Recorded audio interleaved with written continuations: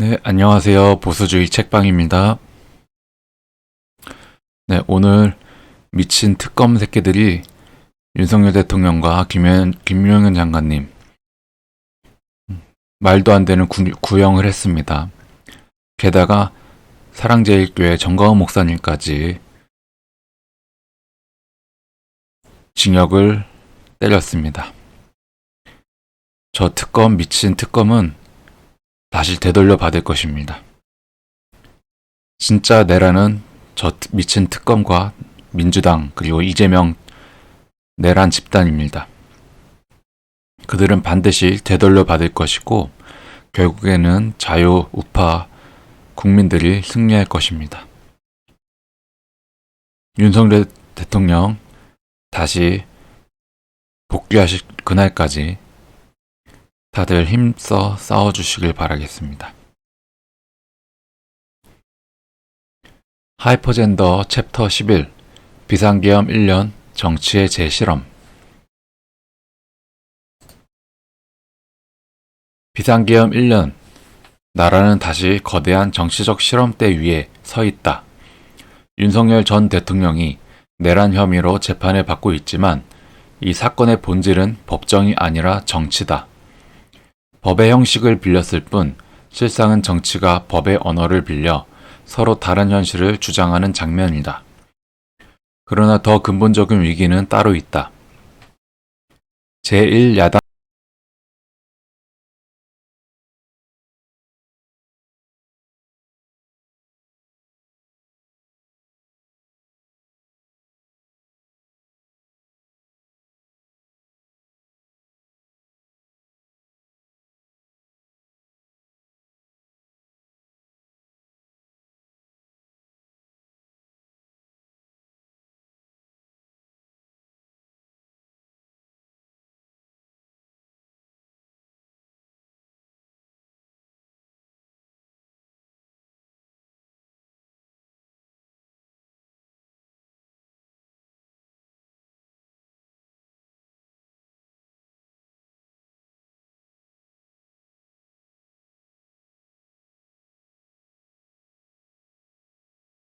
자신만의 정치적 서사로 주도하지 못하고 있다는 점이다.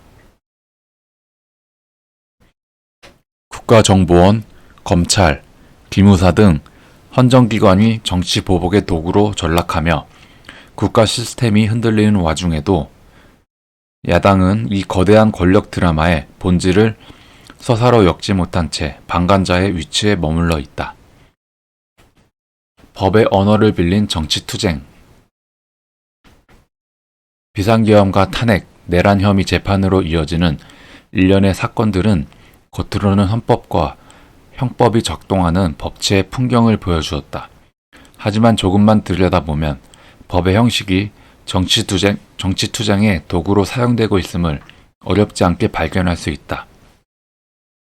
내란 협의의 성립 여부는 냉정한 법리 논쟁의 영역이지만 지금 벌어지고 있는 일은 법률 해석의 차이를 넘어서 서로 다른 정치 현실을 둘러싼 힘겨루기다. 어느 쪽은 비상계엄을 헌정 질서를 뒤흔든 내란 음모로 규정하고 다른 쪽은 좌파 정권의 사법 보복에 맞선 정당한 자구책이라는 서사를 내세운다. 법정은 이 두 서사가 충돌하는 무대이지만 최종 판결이 어떤 결론에 이르든 정치적 논쟁은 끝나지 않을 것이다. 내란 유죄 판결이 내려진다 해도 그것이 곧 윤석열은 내란 수괴라는 정치적 낙인으로 굳어질지 아니면 정권의 사법 자각과 기소권 남용이라는 역사서로 되돌아갈지는 또 다른 정치의 시간에 의해 결정될 것이다. 즉 법정 싸움의 승패만으로 이 사건의 향배를 가릴 수 없다. 문제는 누가 더 설득력 있는 서사를 만들어 국민에게 제시하느냐에 달려있다. 역효과를 부른 내란 수괴 프레임. 문재인 정권의 정책 실패와 친북 노선은 지난 대선에서 윤석열 후보에게 투표했다가 이탈한 중도층조차 쉽사리 이재명 지지로 돌아서지 못하게 만드는 심리적 장벽으로 작용하고 있다. 이 위에 내란 수괴라는 과장된 프레임이 덧씌워졌다. 각종 여론조사를 보면 중도 성향 유권자들은 대체로 계엄은 잘못되었다거나 탄핵이 가능할 수도 있다고 생각한 듯하다. 그러면서도 계엄령 선포가 곧 내란이라거나 윤 대통령이 내란 수계라는 프레임에는 좀 더 유보적인 태도를 보였다. 이유는 간단하다. 내란 프레임을 주도하는 사람이 바로 전과 사범이자 공직선거법 1심에서 2년형을 선고받은 이재명 대통령이기 때문이다. 스스로는 무죄 추정을 내세우며 각종 의혹 소사에는 정치 탄압이라고 맞서면서 아직 재판 중인 전직 대통령에게는 내란 수계라는 극단적 규정을 서슴지 않는 태도는 중도층에게 부자연스럽게 다가왔다. 내란 수계 프레임은 결과적으로 보수의 집결과 중도의 이반을 동시에 불러왔다. 계엄 선포와 탄핵 과정에 비판적인 중도층은 여전히 존재하지만 이들 상당수는 그렇다고 해서 윤석열을 내란범으로 몰아가야 하느냐는 지점에서 발걸음을 멈추었다. 이 프레임이 민주주의와 헌정질서를 지키기 위한 정당한 문제 제기를 넘어 정적 제거와 정치보복의 도구로 이용되고 있다는 의심을 떨치기 어렵기 때문이다. 권력 분립의 위기와 사법 정치. 사법부는 이미 이재명 정권의 영향 아래 놓였다는 비판이 거세다. 이재명 대통령 본인의 재판은 중단된 반면 특검은 정권의 의도에 따라 영장을 남발하고 있다. 이준숙 전 방송통신위원장이 정권의 심기를 거스른 발언으로 수갑을 찬 데 이어 황교안 자유혁신당 대표까지 체포되는 사태는 상징적 장면이었다. 대통령실은 내란 동조 공직자를 독자적으로 조사하라며 헌법 존중 정부혁신 TF를 출범시켰고 조은석 특검은 북한에 띄운 드론 사건에까지 이적죄를 적용하며 전직 대통령과 참모진을 공범으로 몰아갔다. 이는 헌법이 보장한 권력 분립의 원리를 근본적으로 훼손하는 행위이며 국가안보 시스템마저 위태롭게 한다. 국가정보원, 검찰, 기무사 등 헌정기관이 정치보복의 도구로 전락하며 국가 시스템이 흔들리는 와중에도 야당은 이 거대한 권력 드라마의 본질을 서사로 엮지 못한 채 방관자의 위치에 머물러 있다. 헌정질서의 위기는 어느 한 정당이나 인물의 문제가 아니다.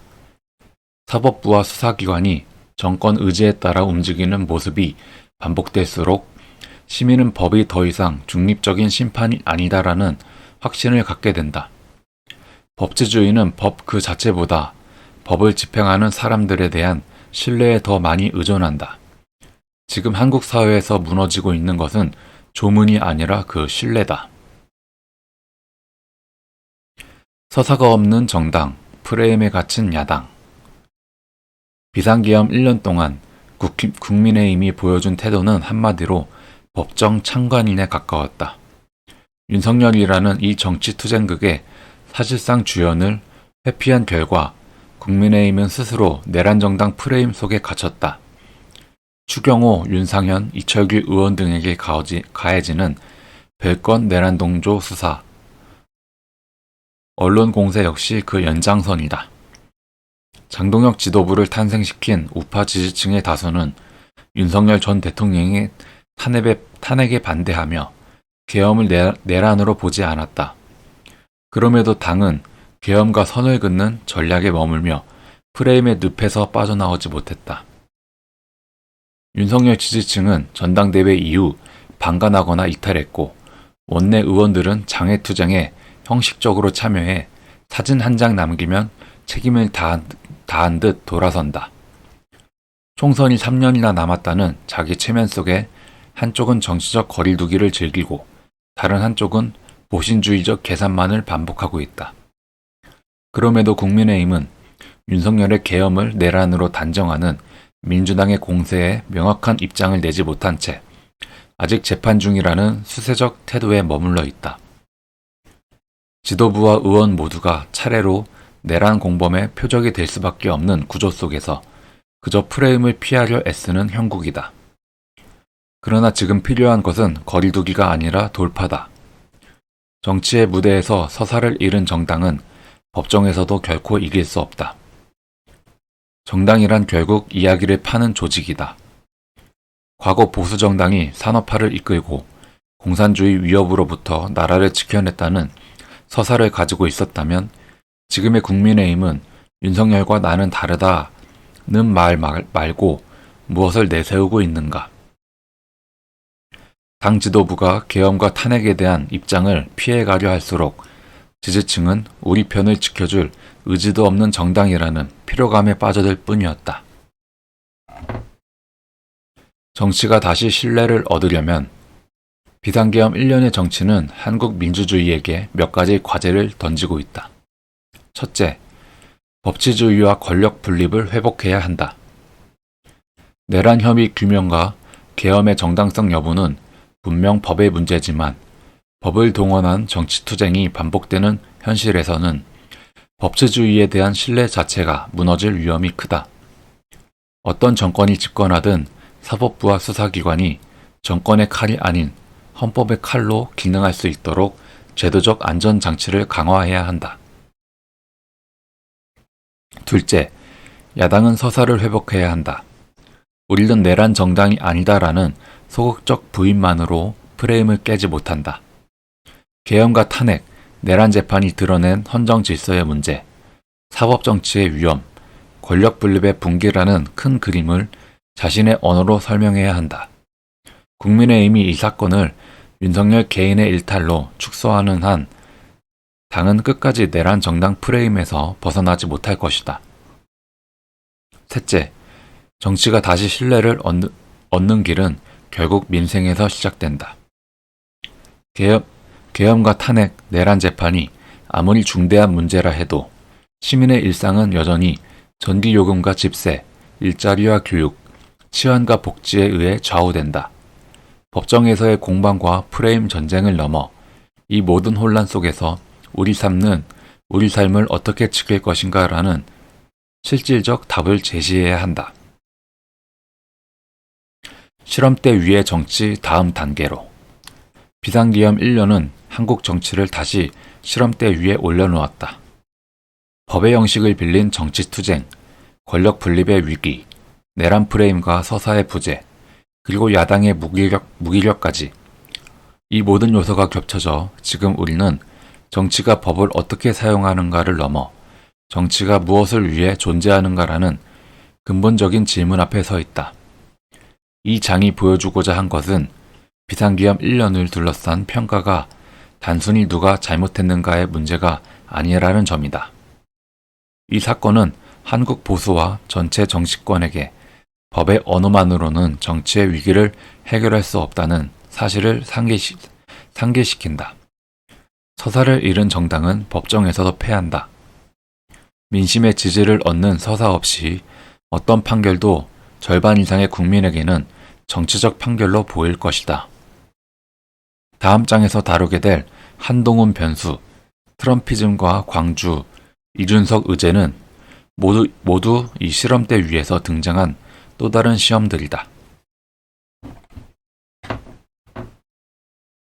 식물성 우파에서 동물성 우파로, 분열의 보수에서 운영의 보수로 나아갈 수 있을지 여부는 바로 이 비상계엄 1년을 어떻게 해석하고 어떤 서사를 만들어내느냐에 달려있다.